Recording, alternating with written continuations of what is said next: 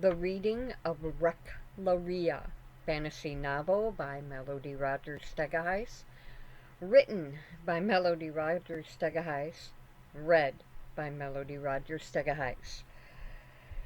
Chapters 13 through 15. Chapter 13. Can't Catch Me. The boys traveled through the eerie mists of the deep forest for another day and night.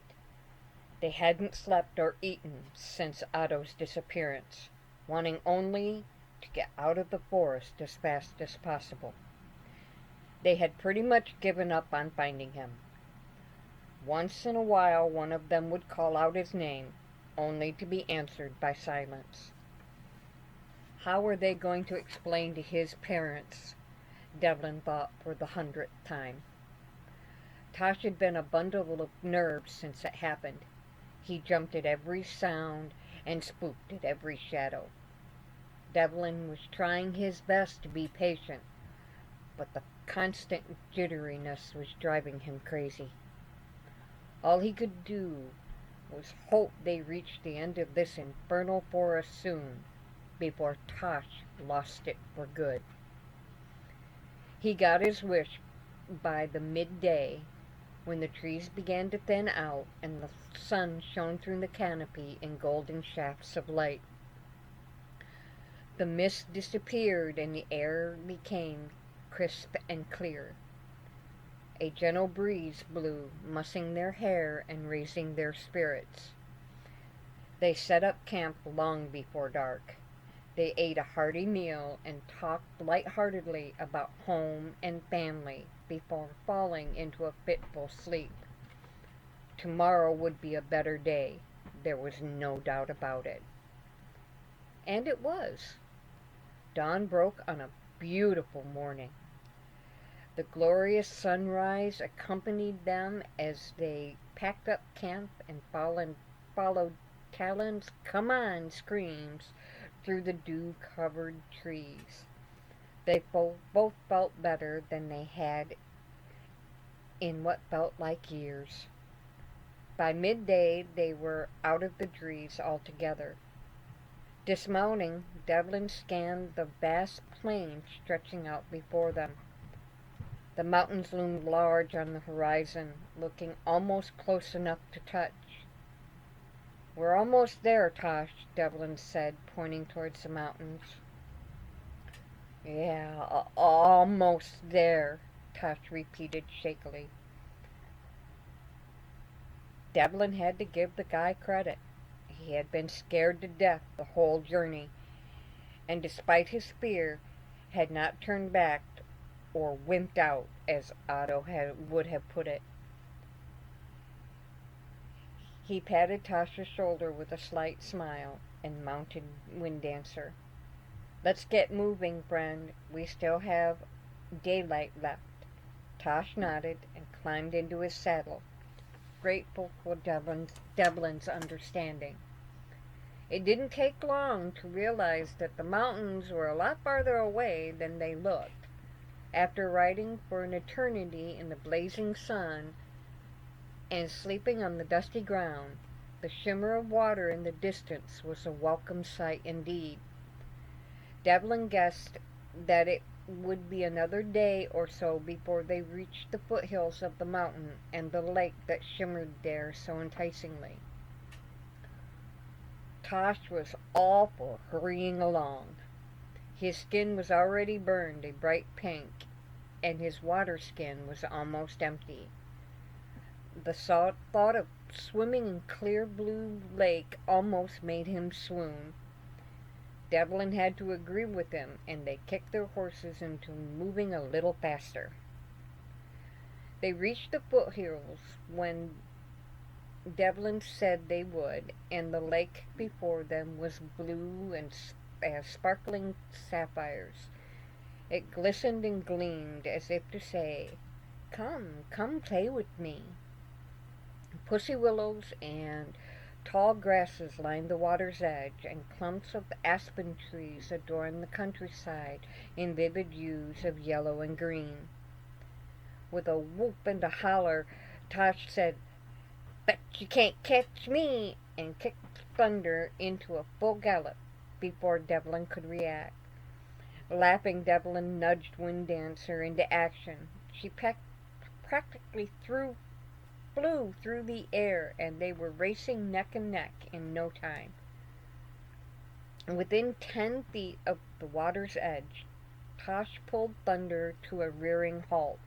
He jumped free and ran full tilt toward the lake, his clothing flying this way and that.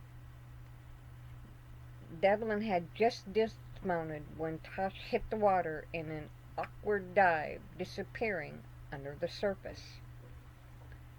As he struggled to pull off his clothes, Devlin noticed that neither horse would go near the water. As a matter of fact, they shied away from it.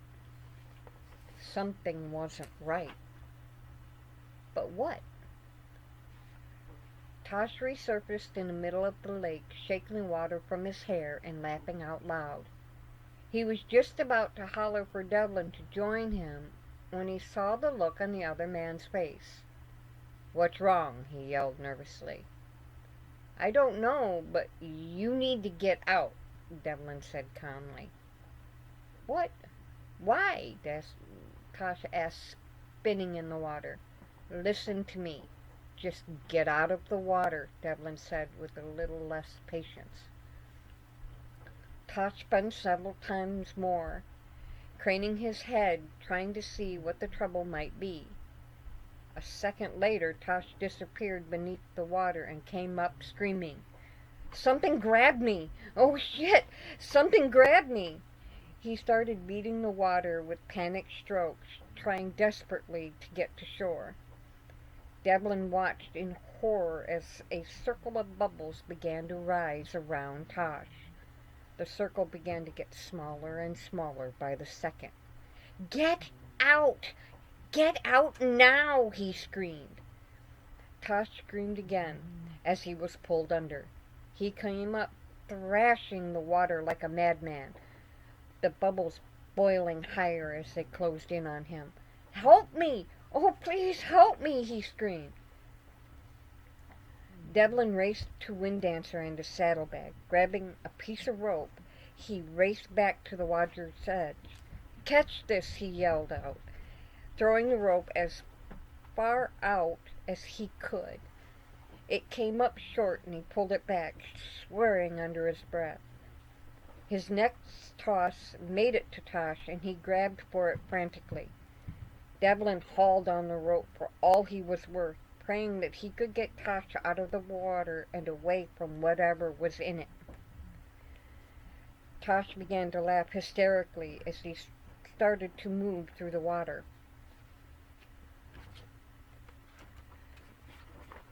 Devlin started to laugh as well as he pulled harder on the rope.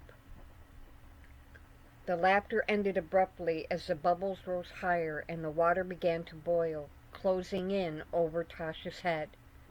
As he disappeared under the surface, the rope went completely slack, sending Devlin sprawling to the ground. By the time he jumped to his feet, there was nothing left but a few ripples in the water. "Tosh!" he screamed. "Tosh, where are you, man? Tosh, answer me! Oh, please, answer me!" he screamed again, desperately scanning the water's surface. A gurgling laughter could be heard from the center of the lake, and a slim blue-green arm emerged from the water. Webbed fingers waved in his direction and slid beneath the surface without a sound. "What the—" "Hello," a voice from the water's edge brought him around quickly. A beautiful woman stood among the pussy willows, her long blonde hair cascading over her shoulders and covered her breasts. But that's all it covered, Devlin noticed, as she stepped closer. She was completely naked. Devlin couldn't help but stare as she took another step closer. Her hair wasn't blonde. It was light green, and her skin had a bluish tint to it. She giggled, and to Devlin it sounded like a babbling brook. He couldn't move as she stepped closer still. "Come dance with me," she said softly as she reached for his hand. Devlin gasped as a distant memory came screaming to his mind. A poem he had heard other children chanting when he was very young. "Waters calm and sparkling bright, there is danger beneath this sight. Nymphs are dancing far below, so go swimming, do not go." His mind snapped back to him, and he shook his head. "No!" he screamed, and backed away from her. "Get away from me!" He turned and ran from the water's edge. The woman screamed in anger and dove back into the water, leaving nothing but a tiny splash behind her. Nymphs, water nymphs, nasty little creatures who drowned those foolish enough to swim in their waters. Tosh was gone.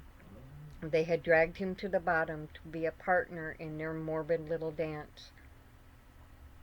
Why didn't he think of this before? Why had he not remembered? He could have warned him. The thoughts hammered in his head. "Tosh!" he screamed as he sank to his knees. "Let him go, you bitches! Just let him go!" For the first time in years, Devlin Thomas hung his head with a heavy sob and began to cry.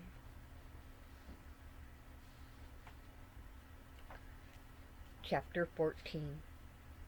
REKLAW RIA. A soft muzzle touched Devlin's cheek, bringing him out of his funk. A little whinny tickled his ears as Wind Dancer let him know of her concern. Realizing that feeling sorry for himself wasn't helping anything, Devlin stood and patted his horse's neck. Maybe Tosh got away. It could happen, couldn't it? He said out loud. Mounting Wind Dancer, he began to search around the lake, calling Tosh's name. About a quarter of the way around the left side, he found a river flowing rapidly to the south. This must be one of the rivers that feeds into the Caledon, he reasoned. At the far end of the lake, he came upon a small waterfall cascading from a 20-foot cliff face, confirming how the lake had been formed. As he continued his way around, he saw no sign of Tosh, and with the light of day fading away, he headed back to where he had started. Slowly picking up Tosh's scattered clothes, Devlin thought of the parents of his lost companions. How was he going to tell them that their sons were gone? How was he going to console their loss? How was he going to tell Marvin that his brother was gone for good?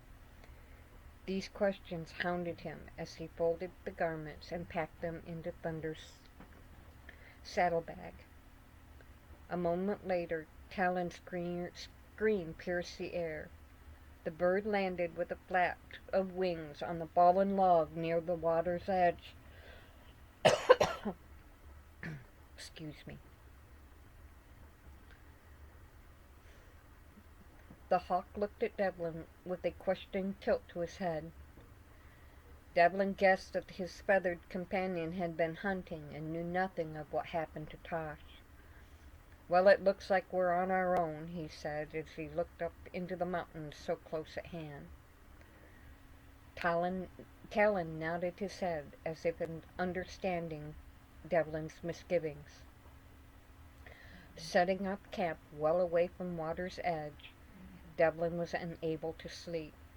Tosh's screams for help plagued his every thought, and by the break of dawn he was packed and heading into the mountain pass. By midday, the terrain had become too rough for the horses. Taking a slip of paper from his saddlebag, he scribbled a note and tied it firmly into Wind Dancer's mane. "Reached the mountains, doing well," was all it said, He couldn't bring himself to tell them any more. After packing a single set of saddlebags with the supplies he had left, he removed the horses' saddles and halters. Pressing his face into Windancer's neck, he whispered, "Go home, girl, go home," and with a gentle slap of their reins, sent both horses trotting back down the path. He watched them go for a moment, wishing he could go with them. With a heavy sigh, he looked up into the mountains ahead. The girl Juliana was counting on him. There could be no turning back. Throwing the saddlebags over his shoulder, he began to climb. After several hours, Devlin started looking for a place to bed down for the night. Talon's call brought his attention to the sky. The hawk was circling near a cliff face some 30 yards to his left. The hawk screamed again and wobbled its wings back and forth.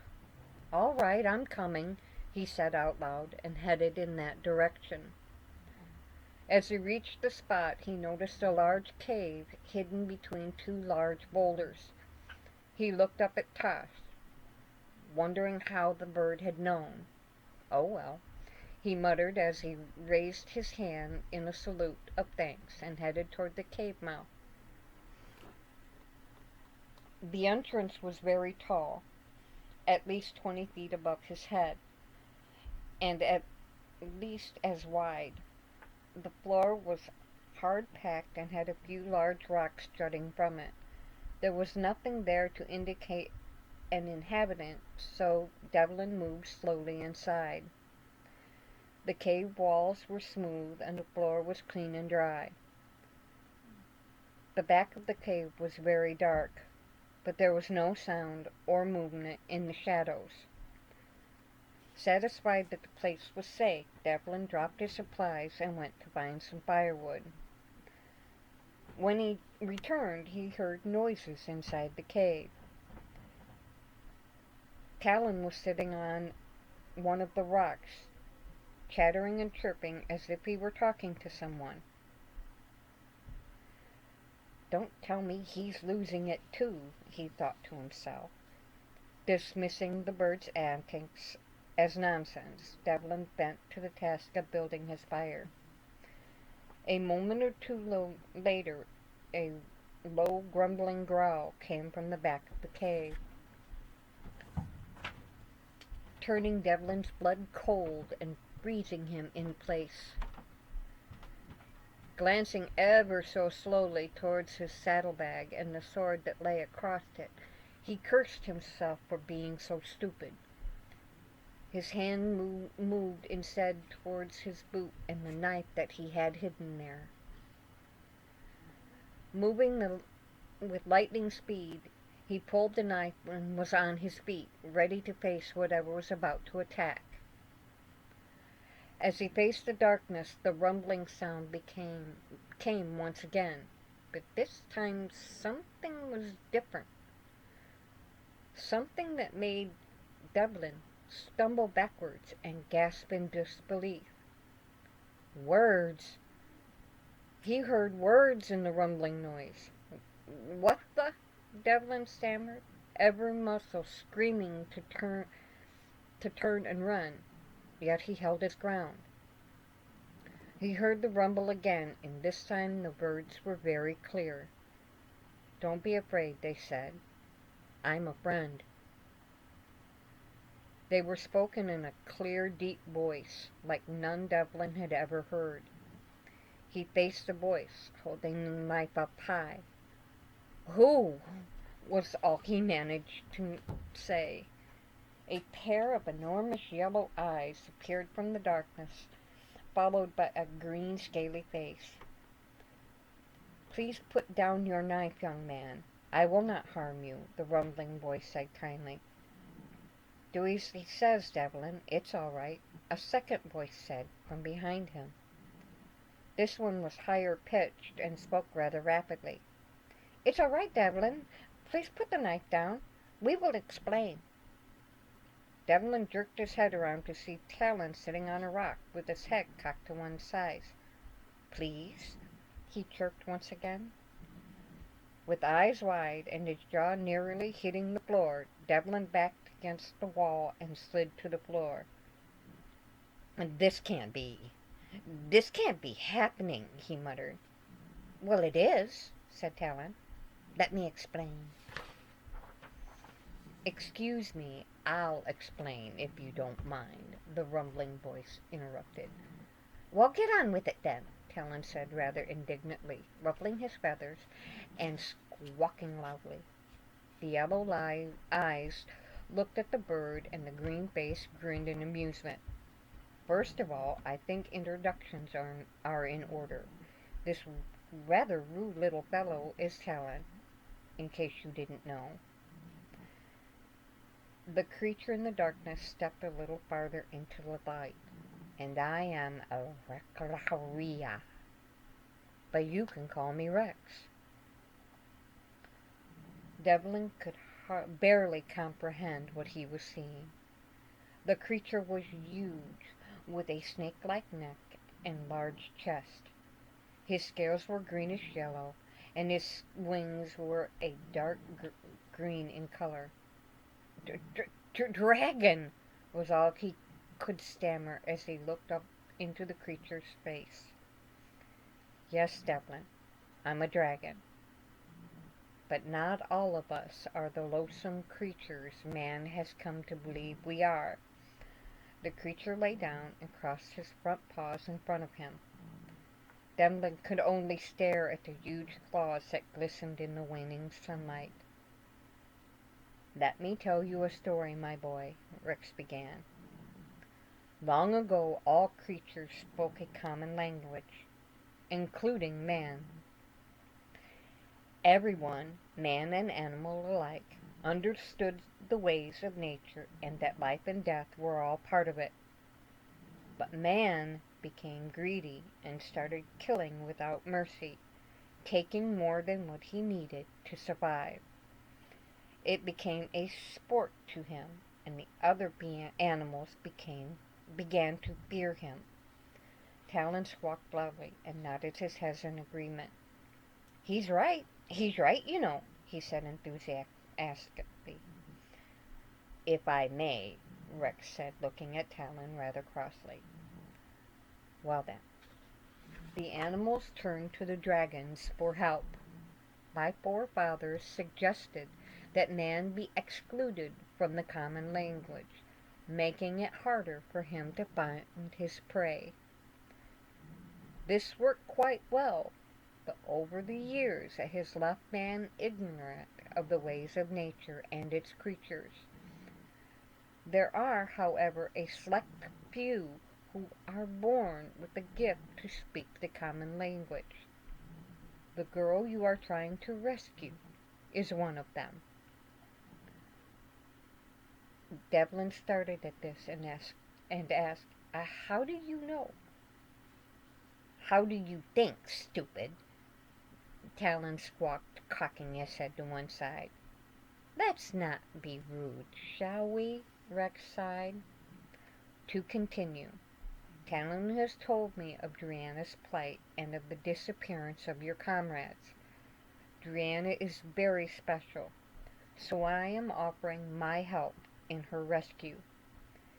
Kansora is a formidable beast, and I fear you will need all the help you can get, Rex said, looking Devlin up and down with a shake of his head. Devlin could only nod at this, so Rex continued.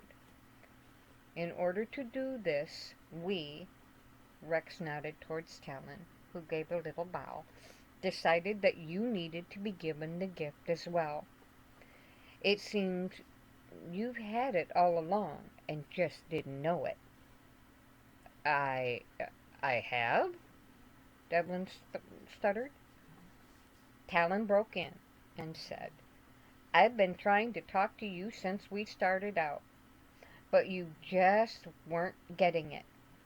Talk about frustrating. He bobbed his head up and down and ruffled his feathers with a shake. Devlin could hardly believe anything he was hearing. He leaned his head against the wall of the cave, trying to take in all that was happening to him. It was all just too much as he rubbed his eyes with his palms and just shook his head. I don't understand. None of this can really be happening. Can it? Reaching a huge paw across the cave, Rex pulled a pile of wood closer. He scraped one shiny claw against the rock, causing sparks to fly. The wood caught fire and was soon burning brightly. Rest, boy. Tomorrow things will be clearer, he said, and backed away into the darkness. Talon chirped his agreement and tucked his head under his wing. Devlin was asleep within seconds of closing his eyes, all thoughts gone in a dreamless sleep of the totally exhausted. Chapter 15. Ride 'em, cowboy. When Devlin woke the next morning, the cave was empty. Talon was gone, and all seemed quiet and normal. It all had to be a dream, he laughed to himself. It couldn't have really happened. Talon swooped in and landed on a rock a few feet away. He held a small rabbit in his claws and began to tear at its soft flesh. "Good morning. It's about time you woke up," he said between mouthfuls. Devlin gave his head a quick shake and said, "Okay, it wasn't a dream," and turned abruptly as Rex moved out of the shadows. "No, my boy, it wasn't a dream. Now sit down, we have a lot to discuss," he said, indicating a rock nearby. Devlin sat down, and although still visibly shaken, he did his best to deal with what was happening. "Now, my boy, as I said last night, would you please stop calling me boy? I'm nearly 21 years old," Devlin interrupted. "Well, to me, you are a boy," Rex announced with a raise of his snout. "Really? Well, how old are you?" Devlin asked defiantly. "I lost count a long time ago, but I am a full-grown adult male," Rex announced proudly. At this, Talon snickered and said, "Right, I'm not so sure about that." He ruffled his feathers and laughed out loud. Rex gave the bird a dirty look. "Yeah, well, I'm still seriously older than he is," he said, and then blushed under his scales. Devlin did his best to hide his smile, but the twinkle of laughter in his eyes made Rex blush once again. "Well, okay, Devlin. As I was saying last night, the dragon's embarrassment just could not be hidden, and they all burst into a fit of laughter. Several minutes of snorting, squealing, and rib-holding later, they got down to business. The ice was broken, and friends had been made. Rex explained that Cansora's cave was nearly impossible to reach by climbing, and if by chance he did reach it, bringing the girl down again would be even harder still. Devlin's shoulders slumped in defeat, and he hung his head low, shaking it slowly. Talon cut in, saying, "And if Cansora happens to catch you in the act, would have no qualms about eating you for lunch, Devlin." Devlin snapped a look at Talon and then looked warily at Rex. "Oh, don't worry," Rex sighed with exasperation. "I'm not going to eat you. Besides, people are nothing but skin and bones anyway." At the look of shock on Devlin's face, Rex sighed again. "I'm only kidding. Lighten up, will ya?" Talon laughed at Devlin's obvious confusion and suggested they get back to what they had been talking about. Devlin smiled slightly and nodded. This time it was his turn to blush. Rex agreed and started where he had left off. So, he and Talon had devised a plan whereas Devlin would ride on his back. Devlin's head shot up and his eyes bugged out of their sockets. "You want me to ride?" he said. "Are you crazy?" Talon laughed out loud and said, "Calm down, will ya? Flying's easy, and it's the only way we're going to get there. Easy for you, maybe, but—" "Devlin," Rex said calmly, "Talon's right. Don't worry, we've worked it all out. Come outside and I'll show you." Devlin could only marvel at how large Rex really was as he lumbered by. But once outside in the bright light of day, he was truly awestruck by the creature's awesome beauty. The scales along Rex's back, tail, and legs were teal green with a golden overlay, while the ones on his chest and underbelly were solid gold in color. The spikes that ran down the length of his body and his dagger-sized claws were a dark shade of maroon, looking almost black while in shadow. But what really struck Devlin were his wings. As Rex stretched them to their full length and gave them a gentle shake, Devlin nearly gasped as the sun lit them in the most glorious color of emerald green he had ever seen.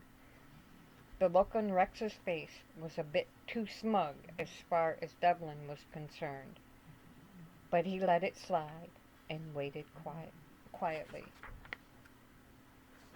"Well then, do you see the spot between my shoulders just before my wings?" he asked, swinging his graceful neck towards his rear half. Devlin had to stand on his tiptoes, but answered yes. "Good. I want you to climb up there and sit down," he said with a matter-of-fact tone. "You want me to climb up to where?"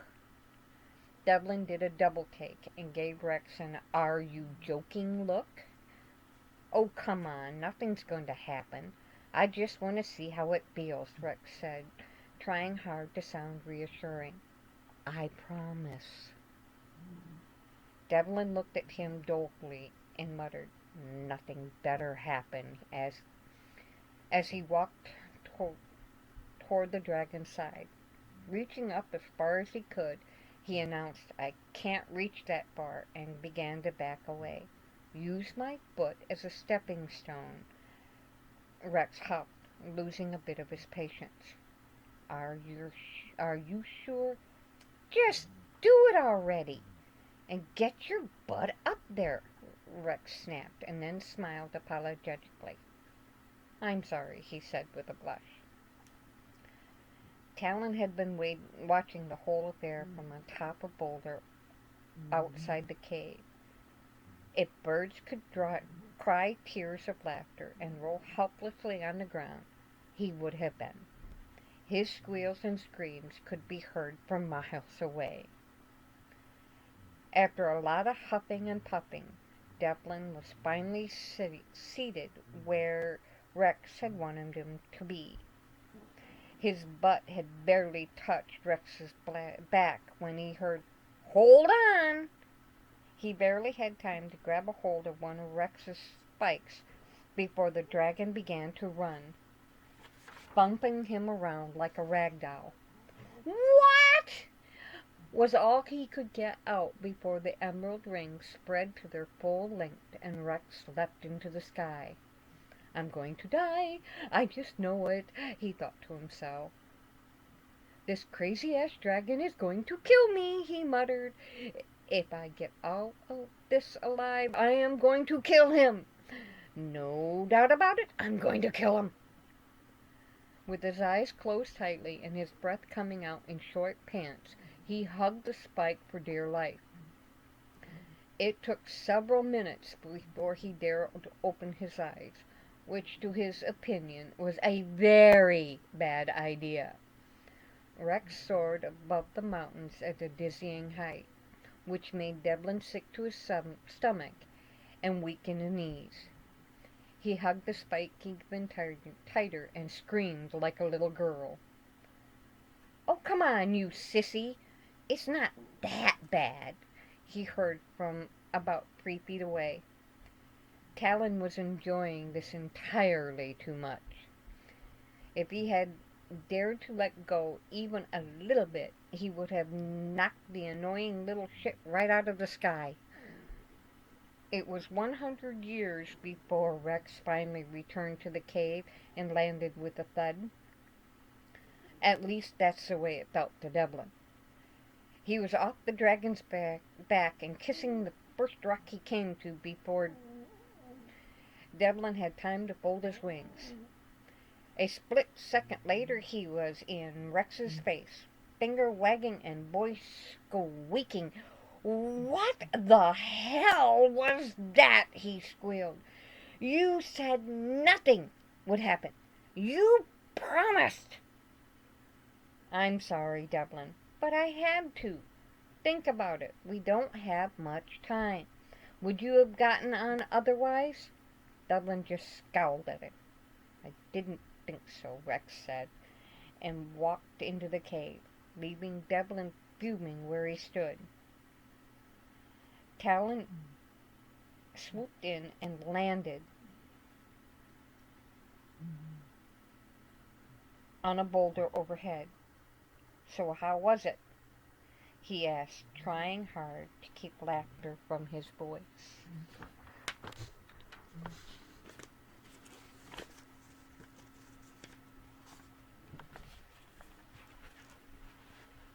Devlin picked up a rock and threw it at him. "Get away from me, you pain in my ass," he yelled, and he stalked away from the cave. "Devlin, you have to. Driana needs you," Talon started to say. "Leave me alone. I know," was all Devlin said, and he made his way down the mountain. It was nearly nightfall, and Devlin had not returned to the cave. Rex would not allow Talon to search for him, saying that the man just needed some time to get over being angry. But as the last rays of sunlight faded from view, Talon was getting really worried. He was about to take off despite Rex's warning when Devlin came hopping into the cave, dragging a saddle and harness behind him. "If I have to do this, I'm at least going to do it right," was all he said. End of this reading. Thank you for joining me tonight, and have a wonderful night. Bye now.